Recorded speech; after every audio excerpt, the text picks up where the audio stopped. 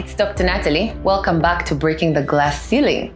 We are continuing our journey about partnerships. So once you have the partner, now how do we make it work? Whether it's one partner, 2, 3, 4, however many you have.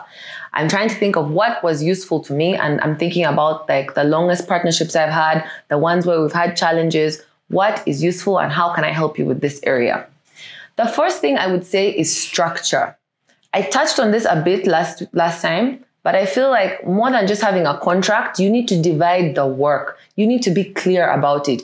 Who is responsible for what? Whether it's HR, marketing, finance, even small specific tasks. Who is going to talk to this person? Who is getting us this license? Who is responsible for going to the shop in the morning and opening it? You need to be super, super clear in advance so that you set expectations and then you are all in the know of what you're supposed to do. And it's at that point where you have to speak up and say, I'm not able to do this, or I can't do this. I can do this, I want to do that. This makes sense, this I don't understand. Agree on those things beforehand. Because once you start running the business, things start to get moving. And then there'll be other people involved, external stakeholders. There'll be customers, there'll be staff, there'll be people from the government that you need to get permission from. There are going to be so many other people involved. So between the two of you or however many you are as partners, the first thing is to make a clear structure. This is how we're going to operate. It doesn't have to be set in stone, but you need to agree at the beginning. If it doesn't work in a few months, okay, this is not working, this is too much for me, or I'm not able to do this. You speak up, you agree, and you change things. But make sure you say this in advance. Don't think just because you're both excited about the business, or because you're good friends, or because you've always wanted to do this together, it's just going to work anyhow. All kinds of relationships take work. So it takes an effort and it takes intention. So be clear about the structure and break it down to small things. Don't wait and then start resenting someone. You didn't do this, you didn't do that. Why hasn't they done this? It's not right, it's not fair. So communicate clearly. Don't take things personally and don't make assumptions. Be clear about the structure together, write it down and agree. This is why it's useful to write everything down. Send each other emails, even after meetings. I'll send you the minutes of the meeting so that it's there. So in 5 years, when they're complaining, you said you'll do this and I didn't do that, you always have a paper trail and you can always check what happened. The next thing I would say that's important is think about your own reputation and be honest. You don't want to cheat your partner. You don't want to lie to your partner. Remember, your partner is in this with you. They are your teammate in this endeavor. So they're not the person that you want to lie to. A lot of times people wait till there's profit and then they start fighting. No, I did this, you did that, you said you do this, it was my this, I gave you that, no, I provided the venue. They start to fight. And this is what you don't want to do. Be clear about these things in advance. Who put in more, who put in less, and value that. Usually if you've made a company and incorporated it, profit should be split according to the shares you have. Whether it's 50-50, 60-40, 70-30, divide the profit that way. But if it's for like a project or something different, agree in advance. Because I'm providing this, this, and this, I think this is how we should split the partnership. So when the money comes in, after we've deducted all the costs, the profit part, this is how we're going to split it. It's also important to be honest about what you think, because you're partners for a reason. You have shared values, but you also have different skill sets and different opinions.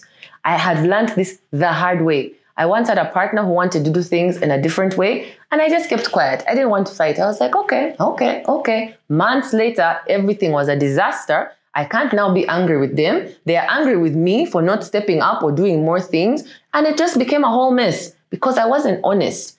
So I learned from that. And in my next partnership, when I saw things are not moving how I thought we had agreed, I would speak up. I'd rather be a nuisance in the beginning before we've put in money and time and we have employees whose lives are in the balance and we're fighting about these things.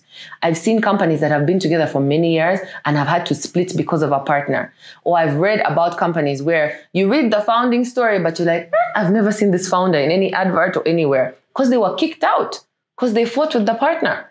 So you don't want to wait till things are so bad. Be honest.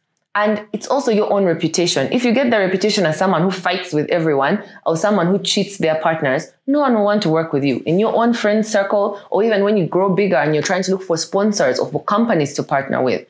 So honesty is really important. You need to have your integrity. You need to know that you did the right thing in the moment and you can sleep at night peacefully. If you're staying up at night, I should have spoken up. I should have said this. Is this the right thing? You're worried they're driving the company in the wrong direction. you need to speak up.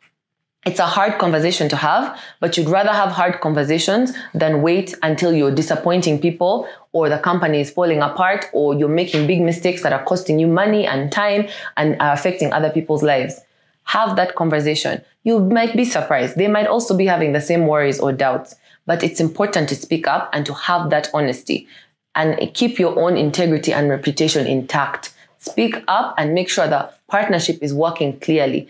In a few years, and if you tell someone that story, will you be proud of how you behaved or will you be ashamed? If you have to explain to your family and friends, oh, we fell out or the partnership has ended because of this, this, and this, how will you feel? Will you feel like I did everything I could? I stood my ground, I held up my principles, or will you be embarrassed because you did something wrong?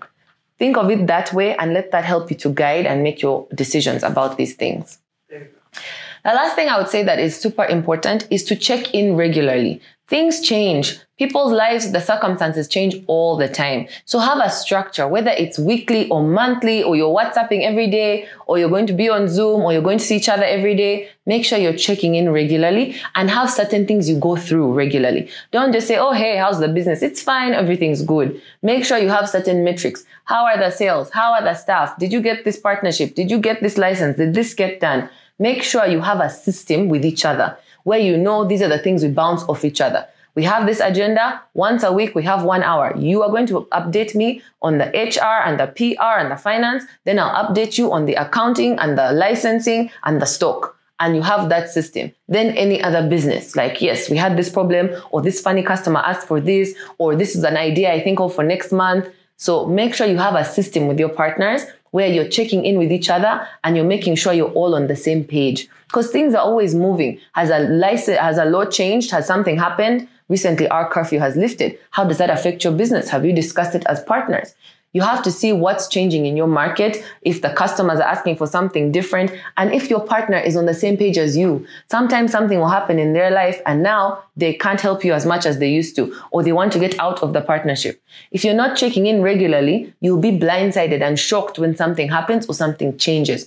Or something will happen in the market and you're both on different pages, like you have different views and you can't agree on how to move forward. So make sure you have a system where you're checking in with each other and going through the fundamentals so that you're both understanding everything and moving together. I hope you found that useful.